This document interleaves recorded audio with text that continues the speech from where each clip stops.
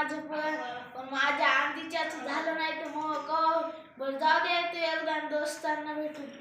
आई झुमका वाली पोरे ए नदी कडीली चालली आई झुमका वाली पोरे ए नदी कडीली चालली कसं चालत असताना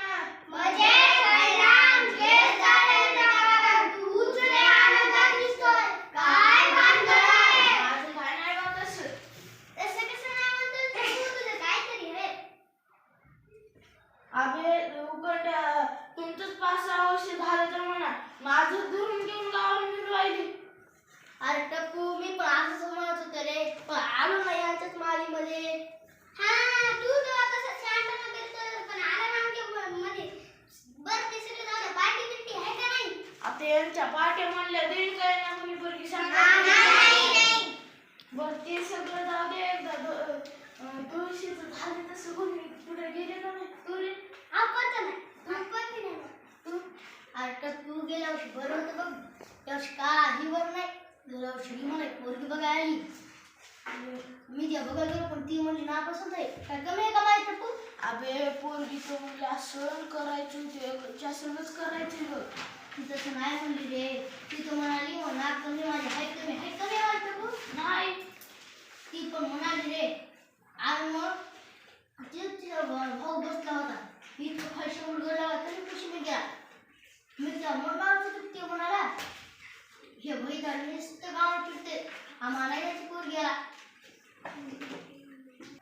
हा मला तुझ्या लग्नामुळे कळालं तर मीच सगळ्या गावाला सांगितलं होतं. अरे उकरण्या तू माझा मित्र आहेस का कोण आहेस रे मित्र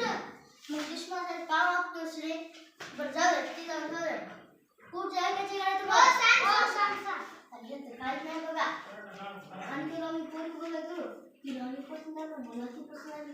सगळं जायचं मस्त चांगलं होतं पण मस्त पसंत झालं का मी घर गावाला पण आज अशी तरफ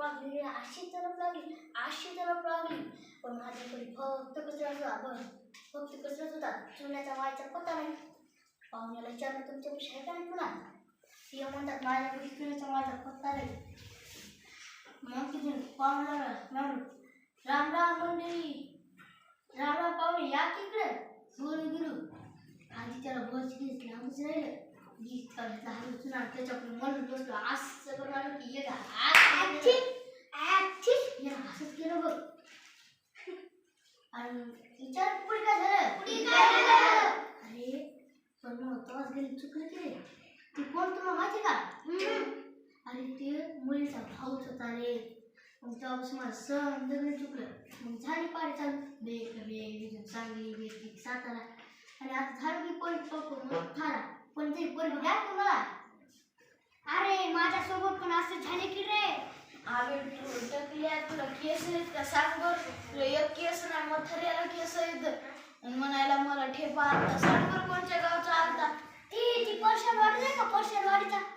ती तिकडे त्या गावच्या पलीकडे हा आमचा तिथे पाहुणा होता. हो आला होता ते 5-6 वाडीचा एक पाहुणा ते जाऊ दे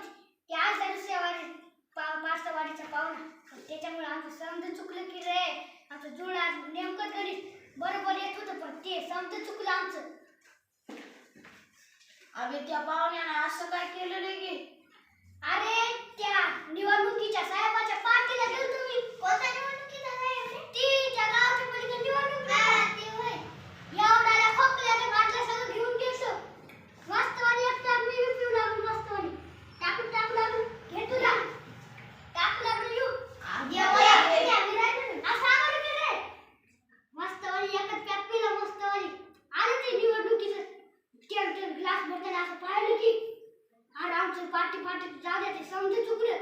नेमकं आमचं जुळायला गेली समज झाले आमचे बेपासून पाडे बेट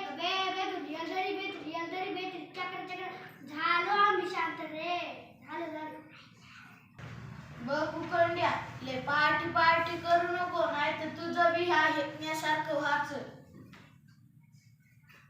अरे तुझ्यासोबत काय झाले रे गुट्या कुठली माग राहिले सांग काय झालं ना तुमच्यासोबत जे झाले ते माझ्यासोबत बी झाले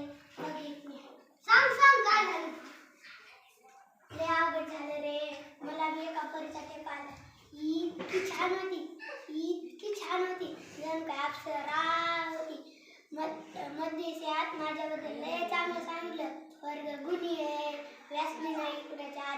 मध्यात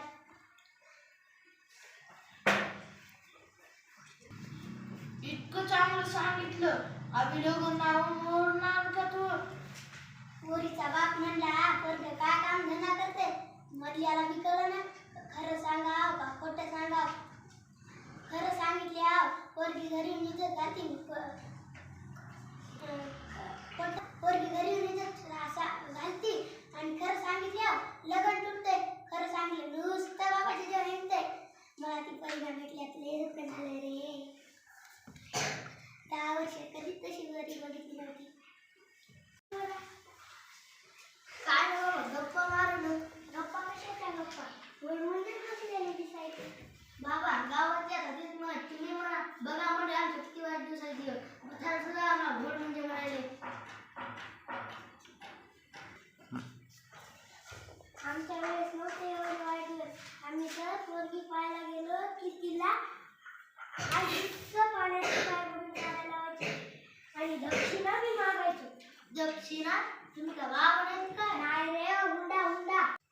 बघा झोप येईन बाबा हुंड्याचं नाव काढ नका पुरीचा बापच म्हणायला तुझ्याजवळ 10 लाख असले तर पोरगी देणार नाही तर देणार नाही बाबा तुमच्यावर आमची इतकी वाईट दिवस आले तर तुम्ही त्यांना झाड तुम्ही बघायचे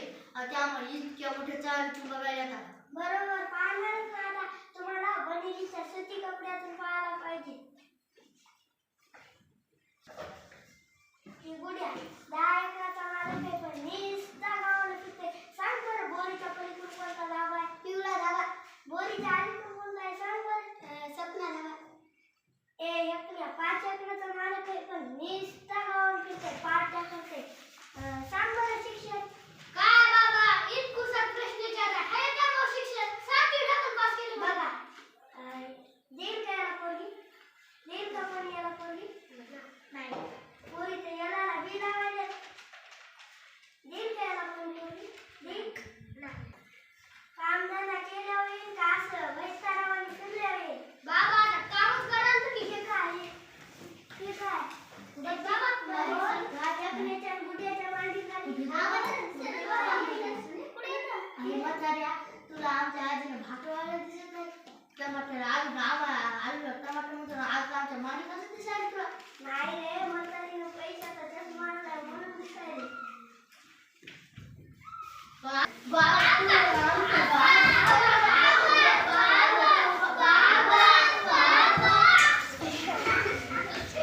तुम्ही जर चांगले वागले तर सांगितलंय आणि जर तुम्ही चांगले वागले नाही तर सांगतो